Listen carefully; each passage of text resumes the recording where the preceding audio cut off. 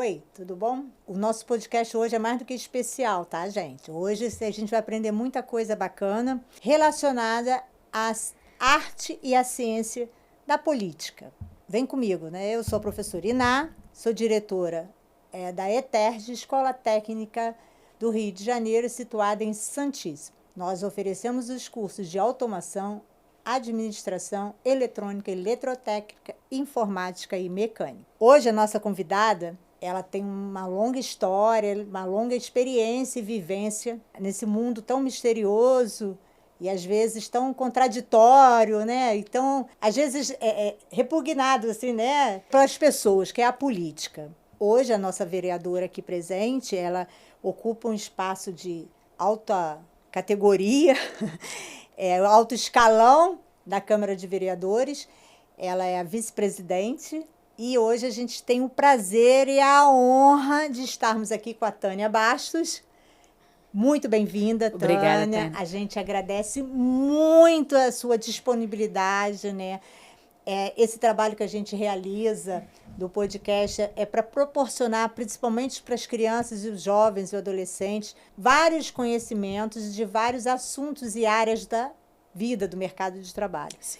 E a gente não podia deixar de ter aqui uma pessoa de peso, falando mesmo da questão da política, da sua vivência na política, e mais do que nunca uma mulher para também celebrar aí o nosso 8 de março, que já está bem chegando aí, e a gente tem muito que ainda crescer, né, e se libertar.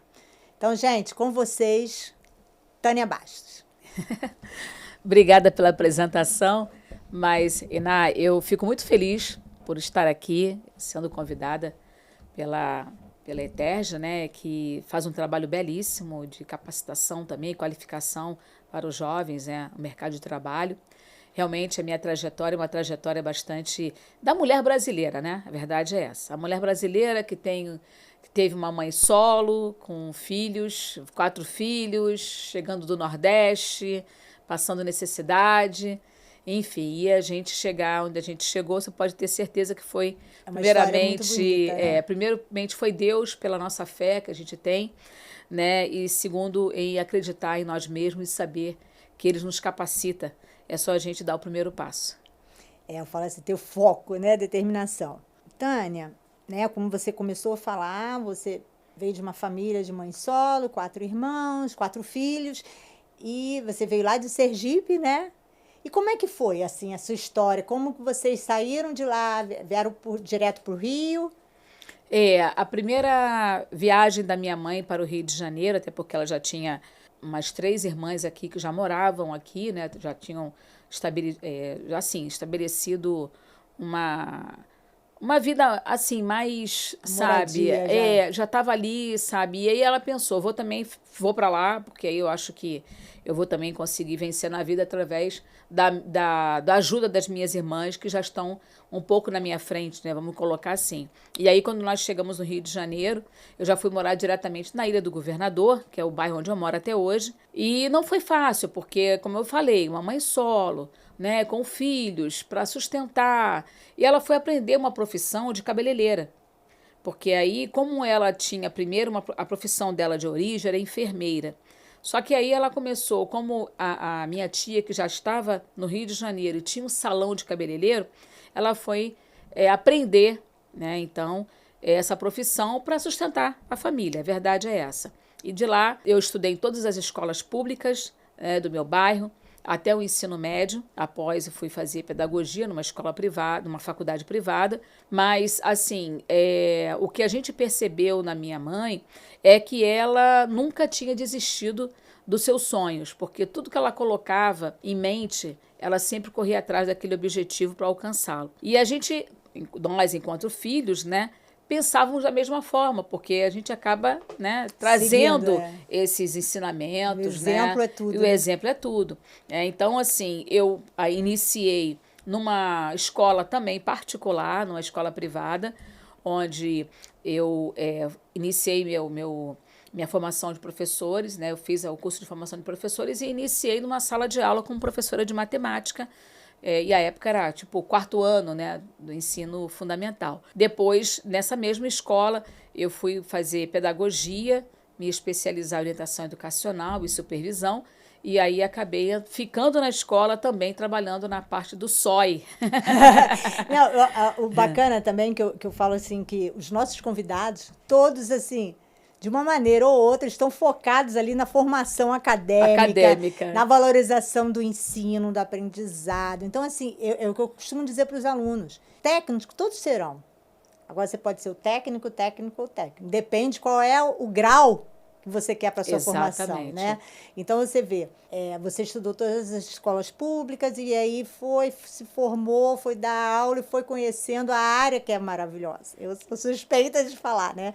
Eu gosto muito da educação e como isso é importante, né? Muito porque importante. Eu trouxe uma bagagem muito grande. Por exemplo, quando eu saí da educação, eu fui para o Conselho Tutelar. Eu acabei entrando para o Conselho Tutelar, fui eleita, eu fui a segunda mais votada do Rio de Janeiro, da capital, né? Gente, que bacana. Na época eu tive 376 votos num período em que ninguém conhecia o Conselho Tutelar. Não era divulgado como hoje é divulgado. E aí eu saí depois do Conselho para assumir todas as áreas de assistência social do meu bairro, né, que chama de área de planejamento, né, da Secretaria de Assistência Social. Então, eu coordenei creches, eu coordenei centros sociais da prefeitura, que lidava com idosos, com jovens, com adolescentes, com crianças, né? Então, a minha experiência foi muito vasta nessa área de assistência social. Tá? Saindo da assistência social, eu acabei entrando numa instituição filantrópica para levar a experiência que eu tive na prefeitura. E ali, depois disso, eu acabei entrando para a área política. E que, na verdade... Você foi levada, aos poucos você vai buscando, assim, né? Como eu me destacava muito nas minhas ações da assistência social, aí teve uma pessoa que falou, olha, você sai para ser política. Eu falava, de jeito nenhum. Eu não quero isso para mim de jeito nenhum. Aí, não, mas você é uma pessoa muito dinâmica, uma pessoa comunicativa, uma pessoa simpática. Poxa, dá. Eu falava, não quero. E aí, um dado momento, acho que por força mesmo, né? Forçação. Que era o caminho, né? Era o caminho. E o pessoal forçando, não, você tem que ser, e mulher, não, tem que ter mais mulheres na política e tal. Acabei que eu vim candidata em 2004, na época, e não fui eleita. Eu fiz, na época, 12 mil votos. Há 20 anos, né? E não fui eleita. E eu falei, tá vendo aí? Isso não é para mim. Não é para mim. Isso aí, tá vendo? Mas aí, quando foi 2008, né, 4 anos depois, as pessoas que estavam nesse grupo falaram, Tânia, você tem que voltar, você tem que tentar mais uma vez. Aí foi quando eu consegui fazer 15 mil votos e entrei. E de lá, eu só tenho realmente crescido, né? E assim, já estou no meu 4º mandato. E ao chegar na Câmara Municipal, a primeira coisa que eu pensei foi o seguinte, como a gente vem da educação e o serviço de orientação educacional, a gente trabalhava muito com as famílias, né? Muito com os alunos. Eu tentei, e eu fiz isso, né? Levar toda a minha experiência para dentro da política. Porque a política nada mais é que a arte de servir o próximo. E o SOI faz isso com a gente. Você chama a família para perto, você acompanha o aluno, você está sempre ali como uma apoiadora, né? E uma auxiliar da família. E aí eu comecei a trazer toda a minha experiência para a política. E deu certo, tanto deu que eu estou aí no meu 4º mandato. Isso é muito bom, né?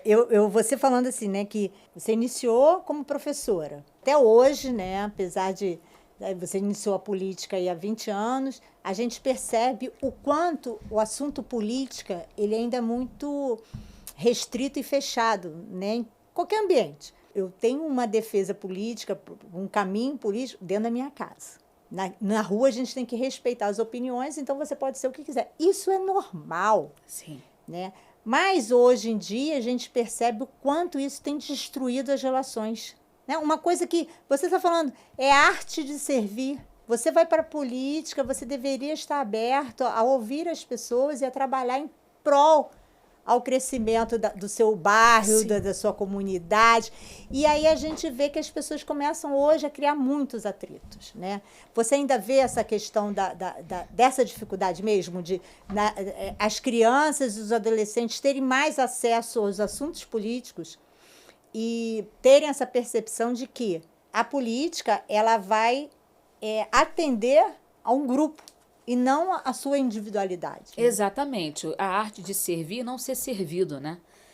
Eu tiro por esse prisma, porque a gente sabe que, hoje em dia, a política no Brasil, ela se tornou muito complexa, devido a vários episódios que, infelizmente, e exemplos ruins que nós tivemos. E essa garotada, esses jovens, eles podem não ler um jornal, né, durante a manhã, mas eles têm um celular na mão que o tempo todo eles estão ali. E vez ou outra aparece, né, informações. Com certeza aparece. Claro. Então, eu vejo que nós que estamos aqui na política precisamos passar essa imagem e essas informações de que a política ela é para servir o próximo, é para você estar atento às necessidades da sua comunidade, da sociedade como um todo.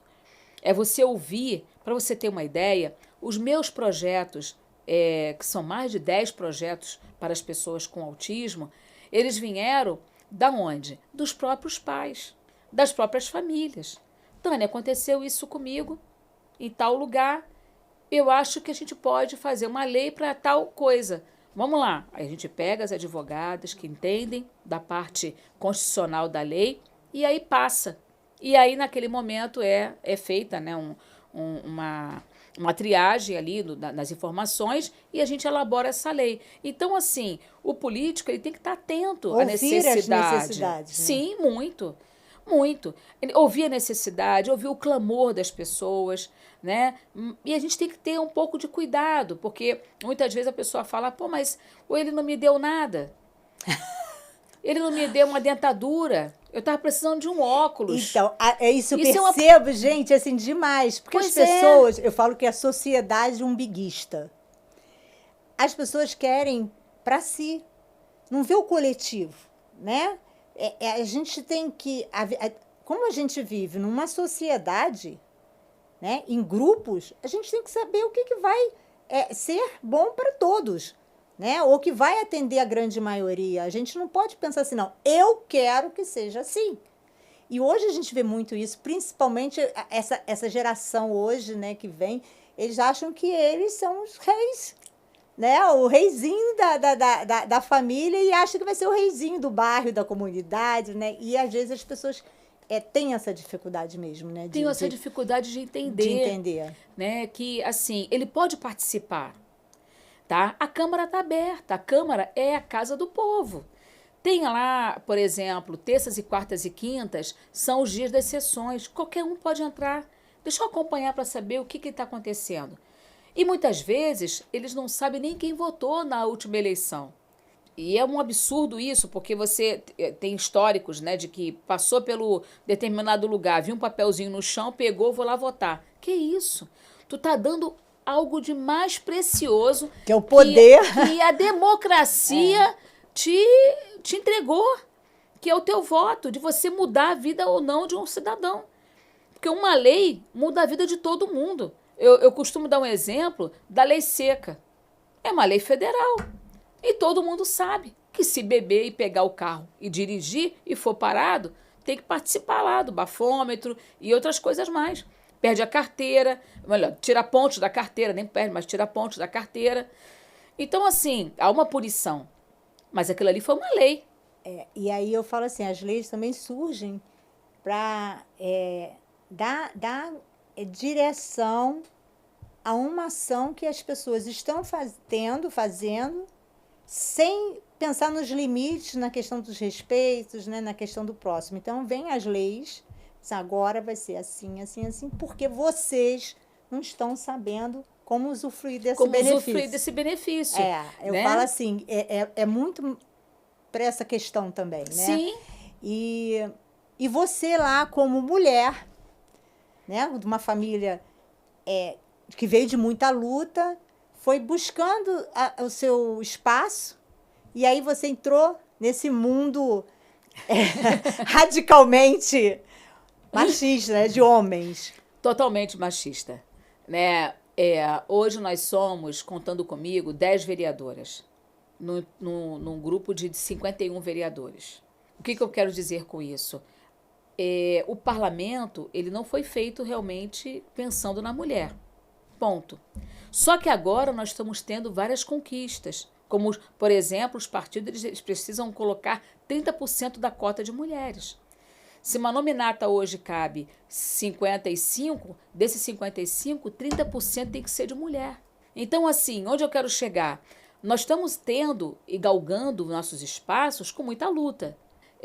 Várias mulheres já passaram no parlamento e essas mulheres deixaram o seu legado para mim e para outras que virão, né? Isso é importante, é fundamental falar.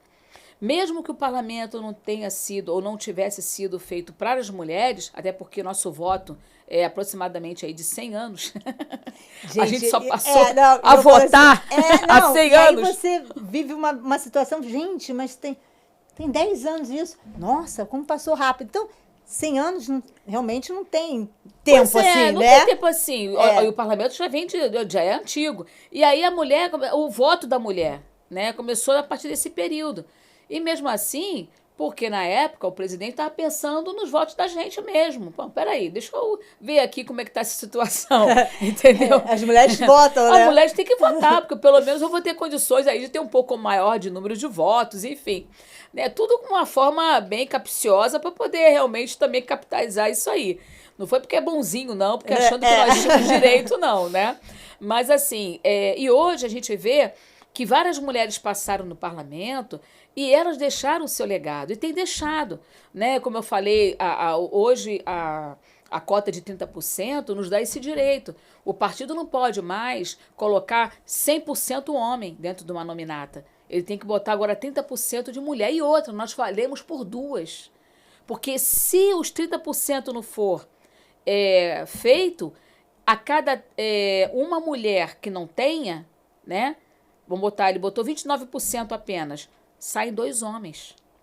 Então, hoje nós valemos por duas. É bom, né? É bom isso, porque pune o partido que não trabalha a nominata para eleger uma mulher. Pune. Né? E aí é o que eu falei, né? Aí precisa ter uma norma, uma determinação para que os partidos coloquem as mulheres como candidatas, pessoas aptas a exercer a função, a se... participar de uma disputa leal. Sim, né? Exatamente isso. E eu vejo que, assim, de forma geral, o mercado todo é assim, né? O mercado de trabalho, ele ainda passa por muitas dessas questões, né? De que esse é um trabalho específico para mulher, esse é um trabalho específico para homem. Exatamente. Né? E você conquistou não só, né, o cargo de vereadora, mas você foi eleita, né, vice-presidente da Câmara. Me conta pra gente um pouco dessa... Então, na minha legislatura passada, né, a primeira foi nem me lembro qual foi a 19ª, alguma coisa assim, mas, por exemplo, a Câmara, a cada 2 anos de um mandato, a mesa ela é mudada, ela é votada. Então, eu entrei em 2016, né, que foi a eleição, em 2017 eu assumi a Câmara, de novo, né, no meu 3º mandato, foi em 2016. E aí, em 2017, tá, até 2018, 2018. Aí vem 2019 e 2020. Então, a cada 2 anos, nesse mandato, a mesa é trocada. Então, eu iniciei em 2017 e fiquei os 2 anos. Teve novamente a eleição da mesa, eu fui reconduzida de novo para ser a vice. Ok. Entrou agora o mandato de um outro prefeito. E aí, vice-presidente. Novamente me elegeram para ser a vice-presidente nesse novo mandato, que tem um novo prefeito. Aí a mesa de novo, né? Concluímos agora o ano passado, a eleição para a mesa diretora, me colocaram de novo. Ou seja, eu estou com 4 mandatos, praticamente, né, consecutivos, como vice-presidente da Câmara. Gente, que bacana, né? Porque isso é um sinal de reconhecimento muito bom. Eu fiquei muito feliz, assim, com a condução e até pelo apoio que recebi dos vereadores. Mas, assim, vale ressaltar que não é fácil você estar numa mesa diretora, sendo vice-presidente, e muitas vezes, assim, até conduzindo ali uma sessão ordinária, onde você depara com várias cabeças, com vários pensamentos, várias ideologias, né? Não é fácil. Você tem que manter uma certa serenidade, uma tranquilidade, sabe? Um posicionamento firme na hora também de ser firme, porque você também não pode deixar que a coisa vire uma bagunça. Lógico, né? Tem que se impor no momento que você também é provocada, porque também tem isso, né?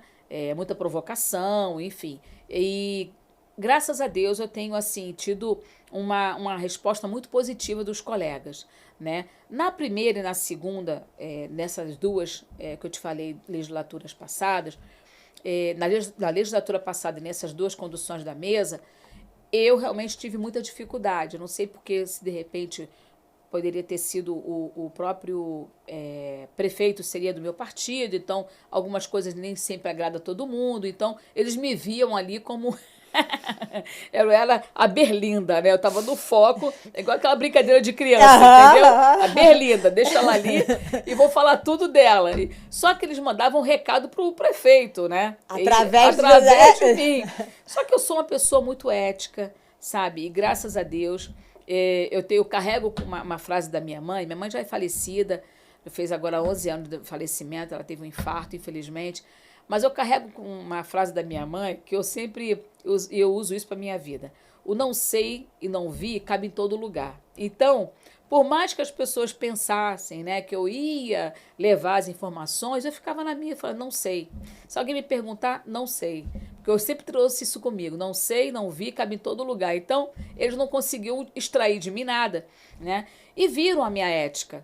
Né? Porque às vezes a gente até entende, o vereador está muito chateado, está com os nervos à flor da pele, precisa atender a sua comunidade, precisa ir lá para resolver o problema, e aí existe uma morosidade, né, no órgão público, não conseguem fazer, ou então, enfim, não faz, ou quando fazem uma morosidade. A gente entende tudo isso, quem também passa por isso. Então eu sempre me colocava no lugar do colega. E aí, por que esse prefeito? Por quê? E aí aqueles discursos inflamados, né?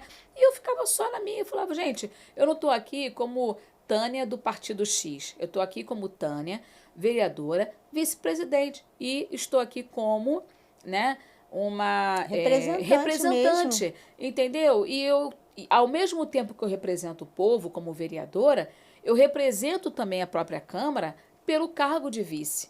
Então eu tenho que ficar na minha. E deixa o vereador se extravasar e falar o que ele quiser. E quando ele achar necessário, ou que couber, ele liga para o prefeito, ele liga para a secretária, pede uma agenda, mas eu não serei porta-voz e nem pombo de correio. E não fiz.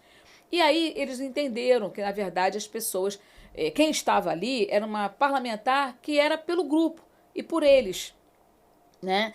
E aí e isso para mim foi muito interessante, porque... esse reconhecimento veio... é uma conquista, né? Exato. E o reconhecimento veio no momento que eles me reconduzem à mesa novamente em outro momento, com outro prefeito, né? Que inclusive foi oposição ao meu prefeito. Então, isso é bacana. O reconhecimento, o respeito dos colegas, né? Isso é muito bom, né? Quando você vê o seu trabalho sendo reconhecido pelo seu trabalho, não por você ter feito um negócio ali, mexeu aqui. Não, você trabalhou e conquistou, né?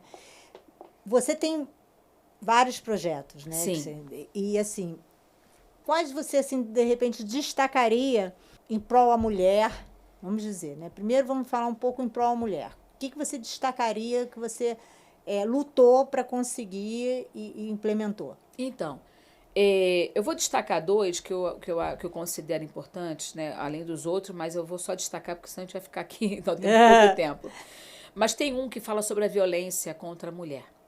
E isso é um caso muito, né, assim, contundente na nossa sociedade. É um caso que parece que não tem fim. Quanto mais a gente fala, mais a gente ouve, mais a gente vê, né? E que bom que elas estão falando, e que bom que elas estão denunciando, que bom que estão perdendo medo, tá? É muito bom isso pra gente. Mas esse projeto, ele fala exatamente nas escolas do 6º ao 9º ano, a rede de ensino, ela tem que estar atenta e fazer essas discussões na sala de aula. Porque muitas vezes o próprio aluno vê isso dentro de casa e não tem com quem falar. E quando esse debate ele é colocado em sala de aula, tanto é que nós botamos aí uma certa idade, né? Porque o 6º ao 9º ano, eles já estão na fase da adolescência, né? Então a gente discute isso. E a gente implanta não posso dizer que é um costume, mas a gente implanta, por exemplo, uma ideia de que o aluno ele pode sim falar também e opinar sobre a violência doméstica, para que amanhã esse aluno não seja um adulto agressor.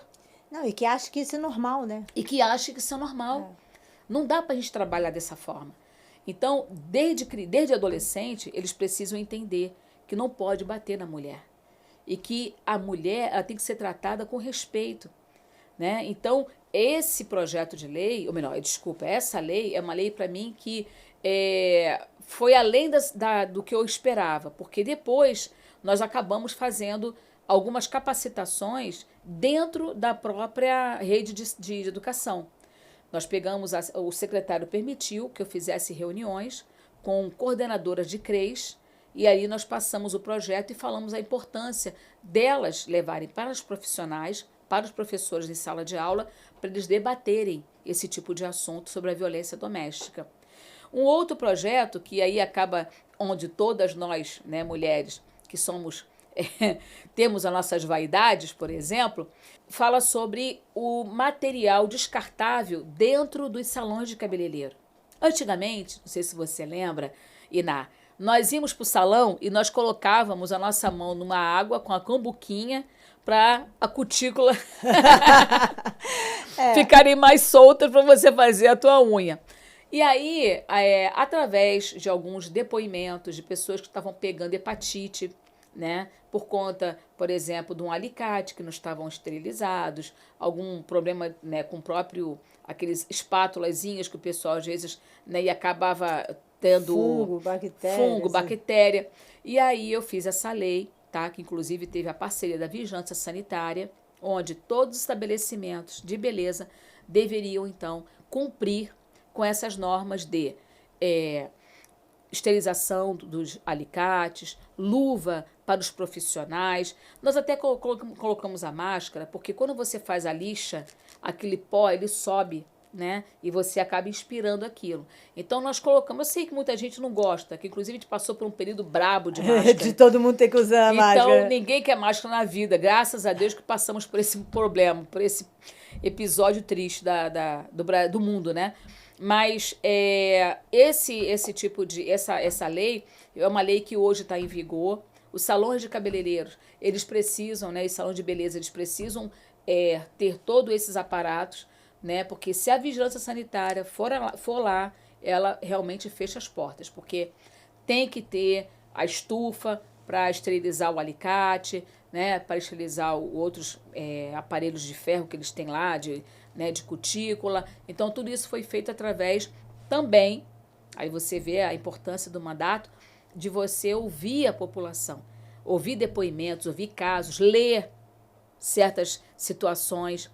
Tem um episódio interessante que eu estava outro dia, quer dizer, um período, né, não foi agora, eu estava lendo um jornal, e aí, no rodapé do jornalzinho, já no finalzinho dele, eu achei interessante uma matéria falando sobre a mamografia. E eu comecei a ler. O que se tratava daquilo? O Ministério da Saúde estava querendo acabar com a mamografia aos 40 anos. O SUS não queria mais que as mulheres fizessem o exame a partir dos 40. Queria só a partir até a partir de 50 anos. E aí aquela nota ali era do Dr. Rufo, que era o presidente da Sociedade Brasileira de Mastologia, criticando piamente a portaria do ministério. E aquilo me chamou a atenção. Falei, opa, o que eu fiz? Na mesma hora, pedi para minha assessoria entrar em contato com esse senhor. E eu estava como presidente da Comissão da Mulher, porque fui eu que implantei a comissão, então eu fiquei durante 2 mandatos. Os outros 2 agora, por estar na mesa diretora, eu não posso estar com comissão permanente. Tá? O que aconteceu?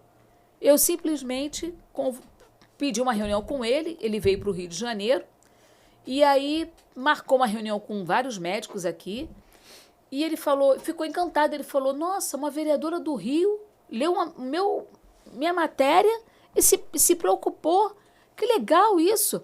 E eu falei, doutor Rufo, eu preciso fazer uma audiência pública, vamos tocar fogo nesse negócio, que história é essa? A mulher com 30, 45 já tem os seus hormônios. Não, eu vou falar, sendo... Eu vou falar para você assim, a experiência que a gente tem lá em casa, né? Por exemplo, a minha mãe teve câncer com 60 anos, câncer de mama. E aí, a partir de então, desde os 30 anos, eu e minhas irmãs sempre tivemos que fazer. Aí. Por conta do histórico do câncer de mama. Então. Minha mãe vai fazer agora 95 anos, então ela está 35 anos curada. Mas isso é uma rotina, sempre foi uma rotina para a gente, desde os 30 anos, que os médicos dela sempre disseram, ó, vocês terão que fazer. Aí. A partir dos 30 anos. E aí é o que você fala, né? Aí a gente tem um plano de saúde que nos permite fazer, né? Um médico particular. Sim. E aí as pessoas que não têm acesso ficam sem fazer. Como é que fica? E aí o que aconteceu? Fizemos audiência pública, nós convocamos representantes do Ministério da Saúde, sociedade civil, instituições filantrópicas, representantes dos maiores hospitais, que é o INCA. Uhum. Foi uma confusão, foi um debate muito rico, por sinal. Peguei mulheres que já teve câncer e deu depoimento, falando do diagnóstico que ela fez, precoce. E eu só sei que com esse debate, e doutor Rufo ficou muito feliz, ficou depois até meu amigo, e o Ministério teve que rasgar a portaria e retornou os 40 anos. Aí você vê a importância do parlamentar estar atento às necessidades da sociedade. Câncer de mama não tem nada a ver com o município no sentido de tratamento, né? Pode até ter a questão do encaminhamento para fazer o mamografia em qualquer lugar.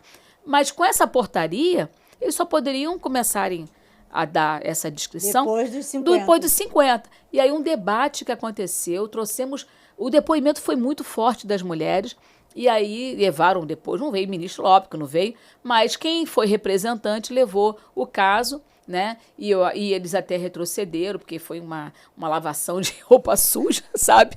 A gente descobriu até coisa que nem deveria.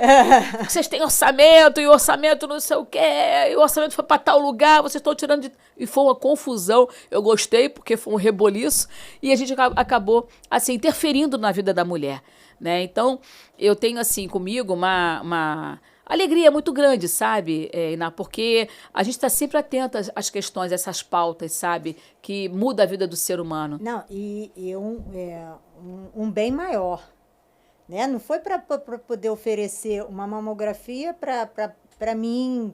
Não, é um bem maior. As mulheres no Brasil. Sim. Então, assim, eu vejo assim que a gente ainda realmente tem muito, né, que lutar e conquistar. Mas a gente tem quebrado muito os paradigmas que, não pode, a mulher não pode isso, né? A mulher não pode aquilo. Às vezes, eu tenho 2 meninas, né? Eu falo para elas assim, a nossa sociedade ainda não nos permite agir da forma como a gente quer.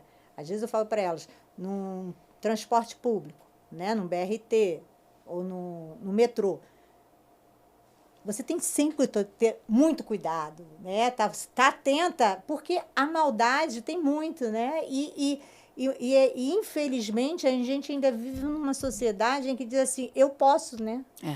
Eu posso fazer isso. Né? Exato. E a gente, por exemplo, né, pega uma novela de 1980, né?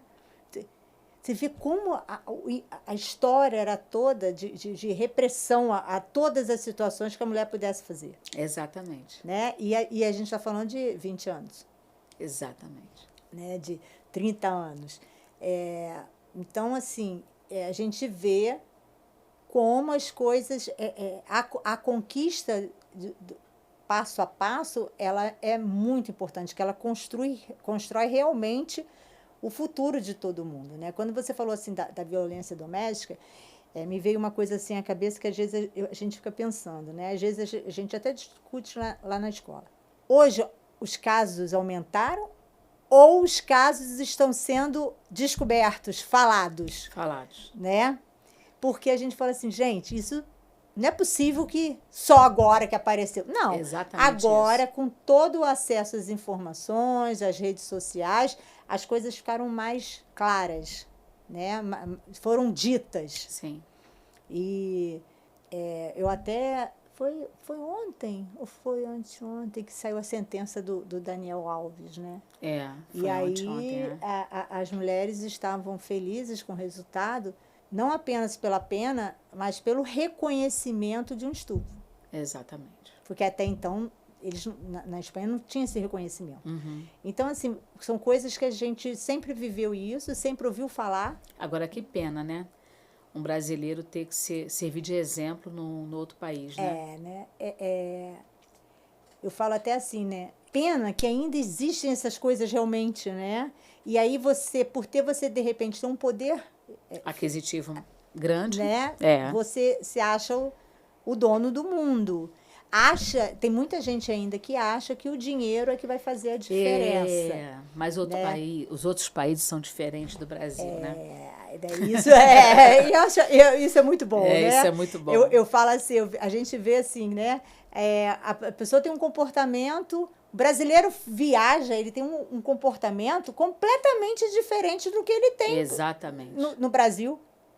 Né? Ele parece que muda de personalidade. E aí a gente vê essas coisas todas. Outra causa que você defende é o direito das crianças, dos autistas. Sim. Né? E aí como é que você chegou a essa sua necessidade de buscar e lutar pelos autistas? Então, foi através de um grupo que eu conheci, e através desse grupo, chamado Mundo Azul, eu comecei também a conhecer outros grupos, né? E tem um, inclusive, na Ilha do Governador, onde eu moro, que se chama o Grupo Compartilha. É a Ilha Unida pelo Autismo.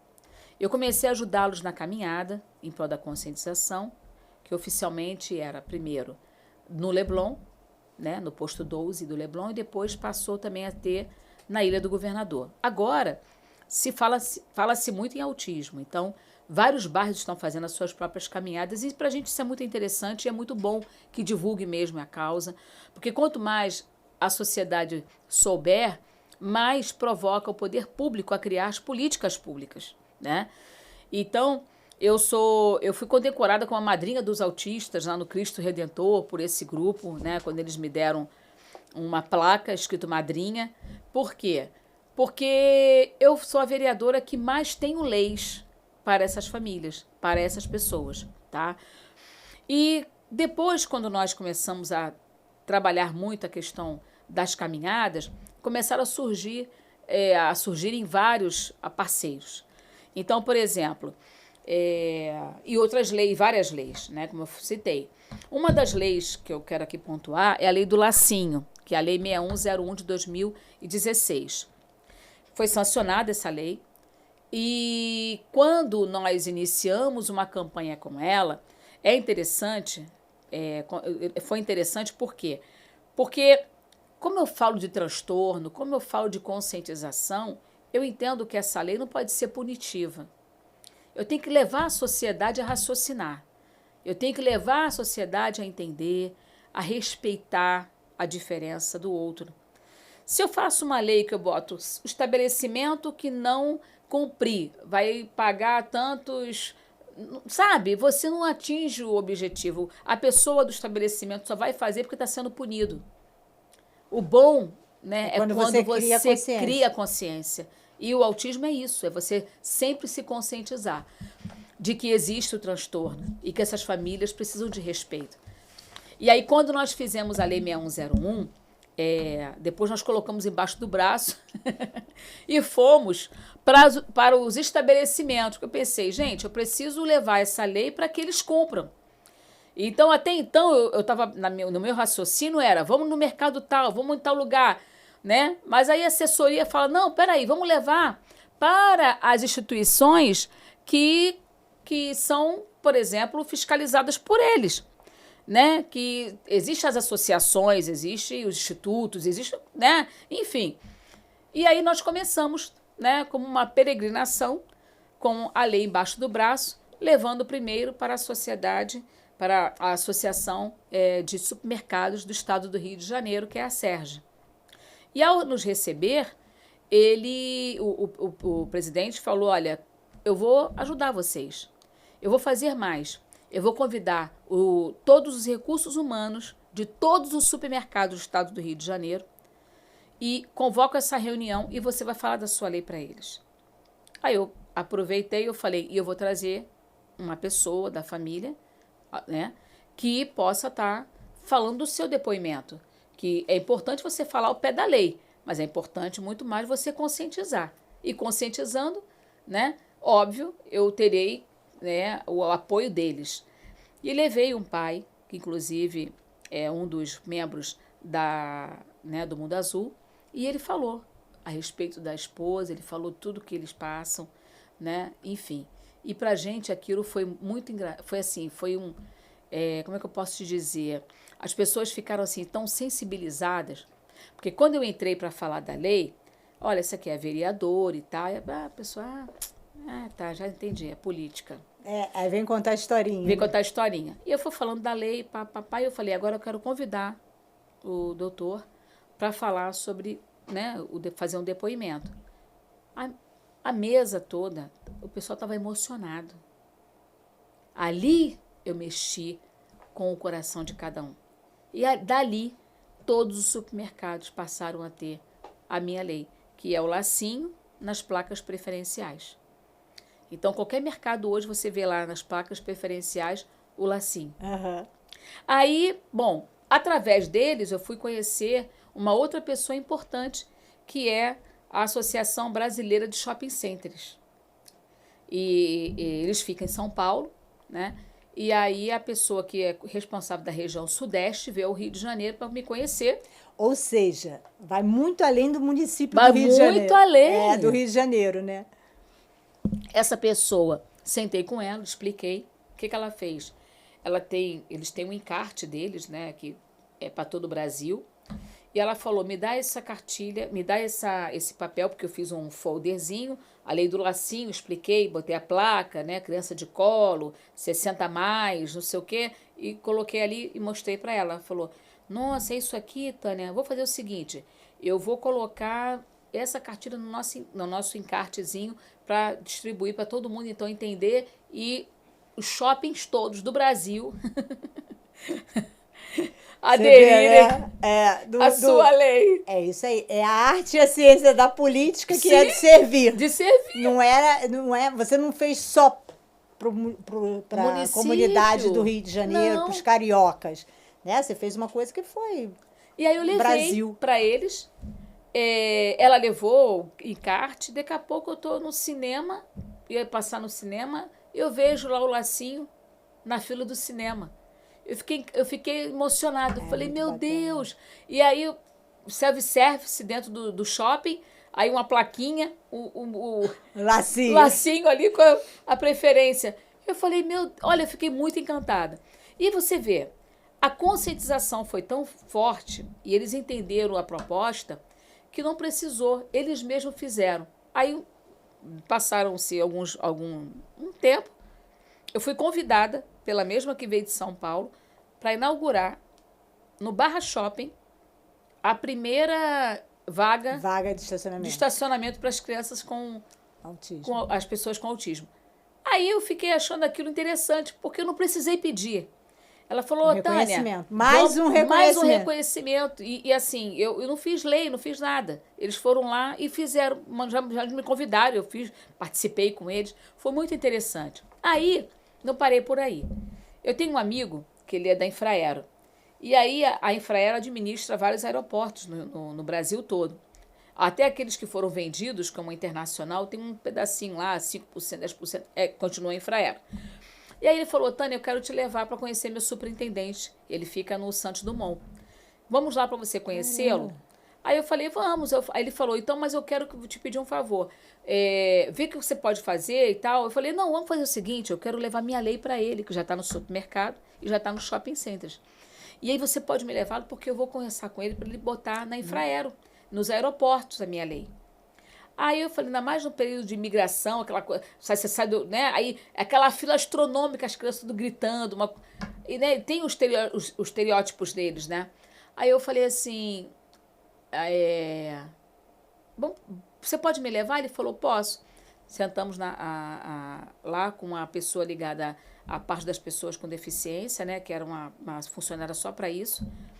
Aí ela falou assim, aí eu expliquei a lei, eles fizeram a foto, pegaram a minha lei também, botaram no encarte, que funciona, mas era tudo online, por causa da pandemia, já estava no período da pandemia já iniciando, e eles botaram circulando na Infraero todo. Hoje, todos os aeroportos têm um totterzinho, tem uma cadeira com laço. É muito bom. E aí todos os aeroportos hoje aderiram à lei. E aí veio a conscientização. O mesmo superintendente lá do aeroporto de Santos Dumont, que aderiu, que foi o primeiro a aderir, né? Ele criou uma sala multissensorial, que inclusive eu fui lá para conhecer, agora ano passado, onde todas as pessoas com deficiência, elas podem entrar nessa sala. Tem um espaço e para fica eles. Um espaço reservado. A mãe fica lá esperando o avião, não fica para lá e para cá, transitando nem sentada. Eles entram, você vê. A coisa é linda demais. Ai, que barato. Não precisou pedir. Não sabia, não conheço. Do aeroporto Santos Dumont. Não precisou pedir onde eu quero chegar. Não precisou pedir. Eles foram lá e entenderam, né? Viram o reconhecimento e viram a necessidade, né? Lá na escola a gente tem alguns autistas e o espectro 1 é o que mais temos, né? Mas a gente também tem de suporte 2, né? E aí, o ano passado, a gente no 5º ano, a gente faz uma celebração, uma formatura, e as crianças, né, a gente tem uma empresa que disponibiliza, e os pais que quiserem participam da compra de um livro que a própria criança faz. Então, o nosso menino não tinha como fazer, né? Porque ele não escreve, não tem o hábito de ficar sentado, né? Então, assim, escreve muito, muito pouco, algumas coisinhas, mas enfim. E aí a gente perguntou para a empresa, como é que a gente vai fazer? Porque eu quero que ele ganhe um livro, que ele receba um livro, que ele também faça um livro. E ela falou assim, então vamos pedir para as crianças escreverem para ele. Gente, o que eu mais gostei, né? As crianças, nossa, quando eu li a primeira vez, eu só chorava, né? Só chorava, porque era uma coisa assim, que você via o quanto as crianças que conviviam com ele dentro de sala de aula, elas tinham a percepção até correta do que é a integração e que é a inclusão. E aí eles colocaram assim, olha, nós aprendemos com você como a gente conviver com a diferença. Gente, eu falei, ganha aí. A gente ganhou o dia, ganhamos o ano. E porque a gente vê que hoje não é que a inclusão não é para que o outro se sinta na sociedade, é para que a sociedade aprenda a conviver com ele, né? E isso é muito bacana. Também é outra coisa que é uma luta, né? Foi o que a gente estava até conversando. Muitas famílias, há anos atrás, eles escondiam, né, a criança que tivesse com alguma anomalia, alguma diferença que não fosse do dito normal. E aí hoje não também, né? Hoje as pessoas falam assim, cresceu muito o número de autistas. Cresceu, a gente sabe que tem estudo que prova isso, que cresceu. Sim. Mas também está mais exposto. Também. né? Não é uma coisa mais escondida. Não precisa mais aquela coisa de, não sei o quê.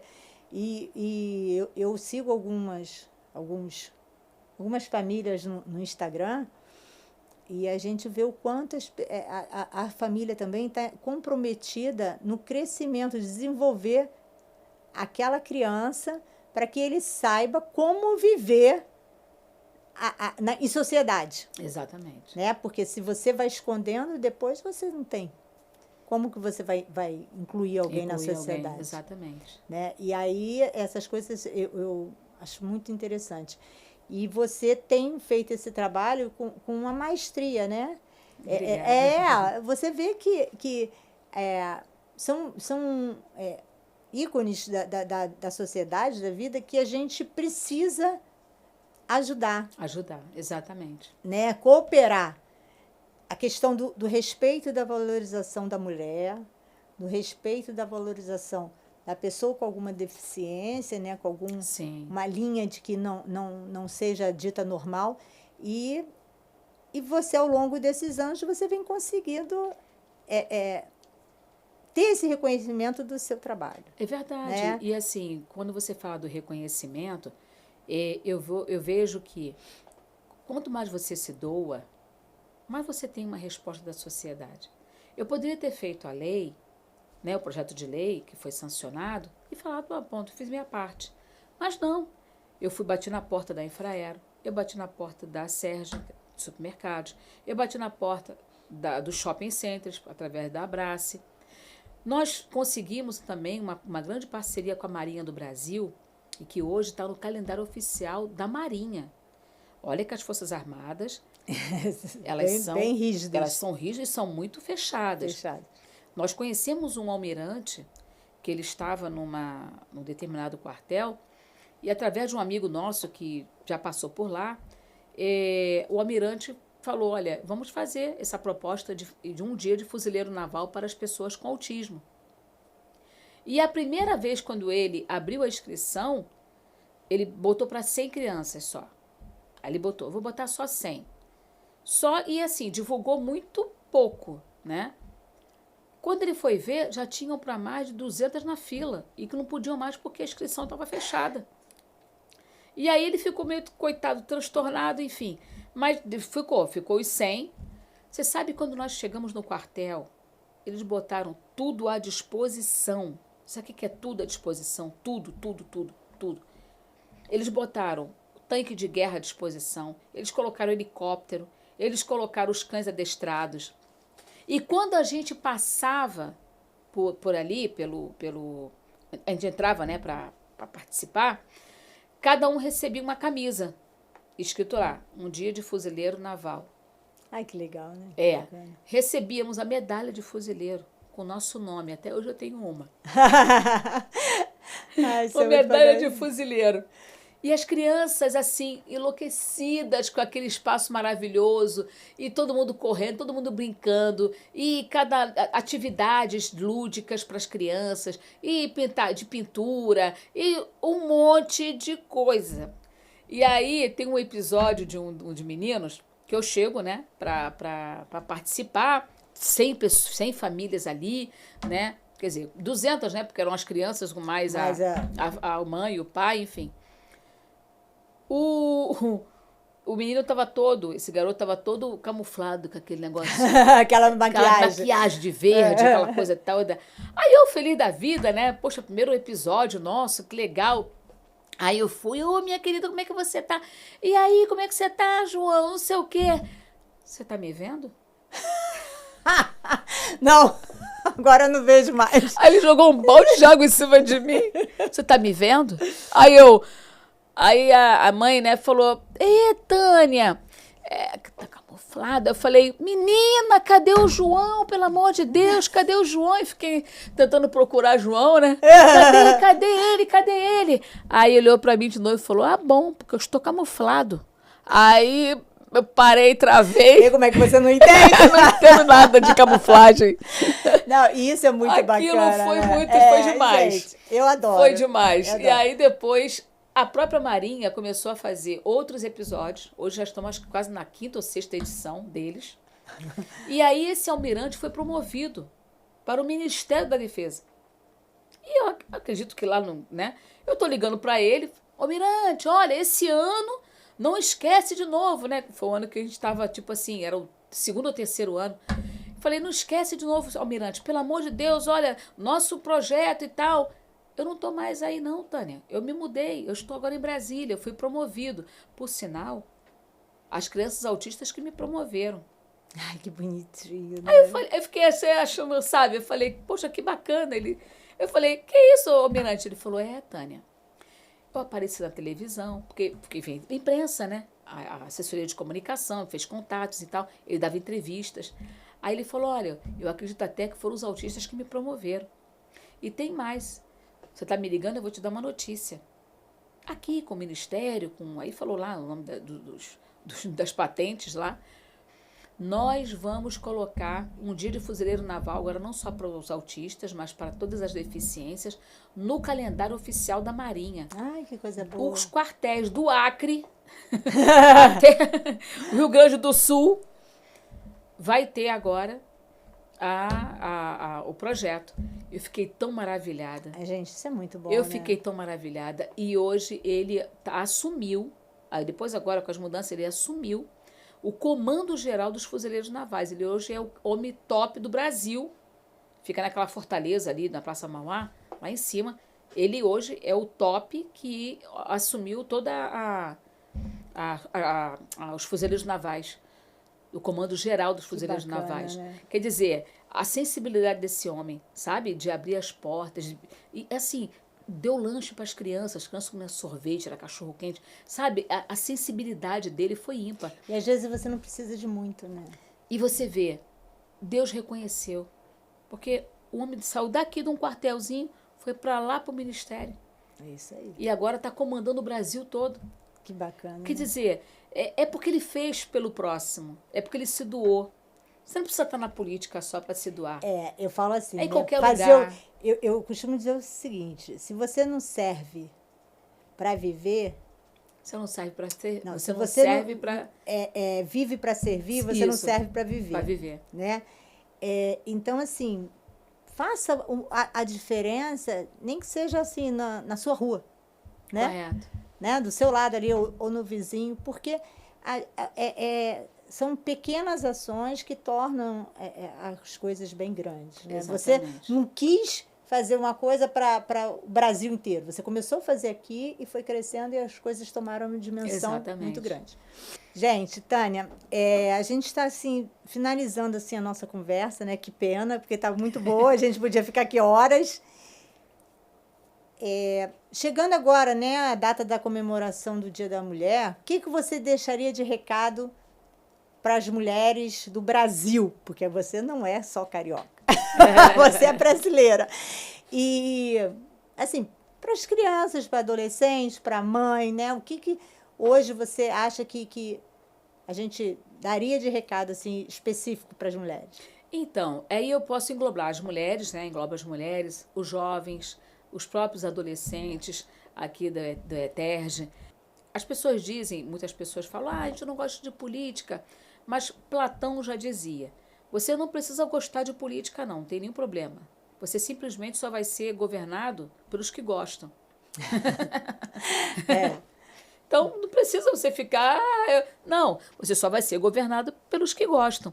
Então, que os jovens e que as mulheres, elas possam sempre pensarem que a política é o lugar de mulher também. Tá? E o jovem também. A política é lugar para os jovens. A política, como eu falei, é a arte de você servir.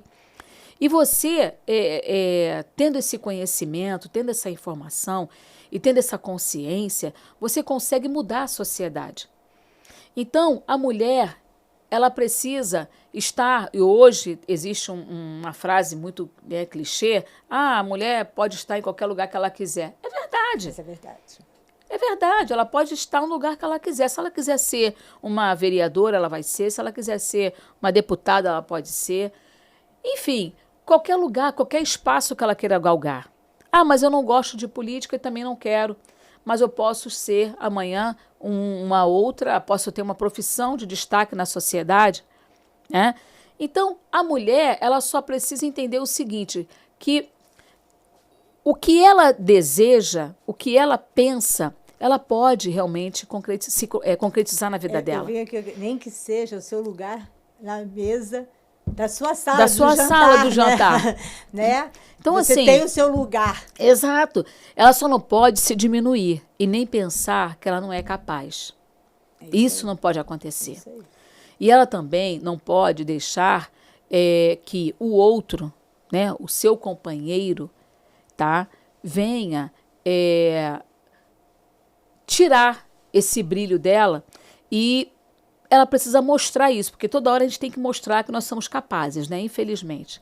E somos mesmo. Só que a sociedade nos taxa, né, de uma forma tão depreciativa, né? Porque a mulher está no volante, mas é perigo constante.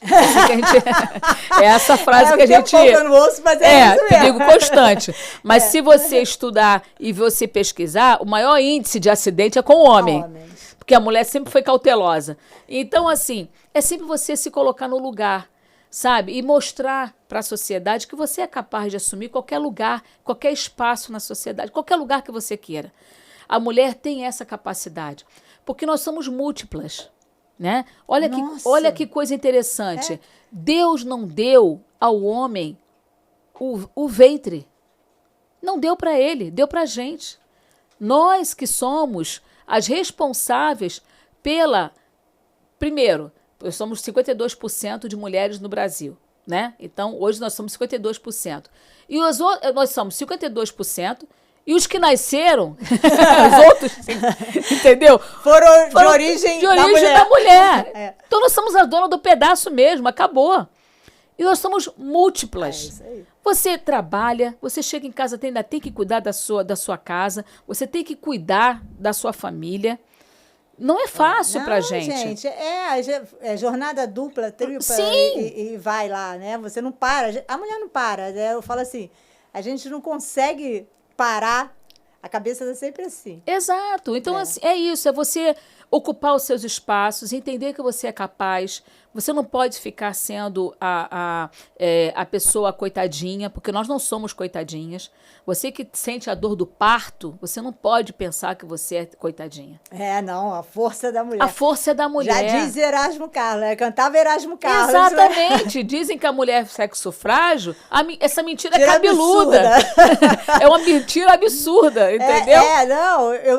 Engraçado, eu tenho umas coisas assim, e quando vai chegando o seu dia da mulher, eu fico escutando a música o tempo todo. Adoro. Eu fico escutando. E tem uma frase, tem uma música também que eu gosto, que é aquela, mas é preciso ter força, é preciso ter garra, é preciso ter gana sempre. E é verdade, entendeu? A gente tem que estar sempre tendo força para resistir os problemas, a gente tem que ter garra para enfrentar as dificuldades, entendeu? E é isso, nós somos mulheres. Graças a Deus, eu falei assim, jamais ia saber como ser homem. Gente, estamos aqui, né, encerrando o nosso podcast, delícia de podcast, né? Discutimos bastante a questão da arte, da ciência e da política, que atende a um grupo, aos interesses da comunidade, do povo, e não somente aquele próprio interesse.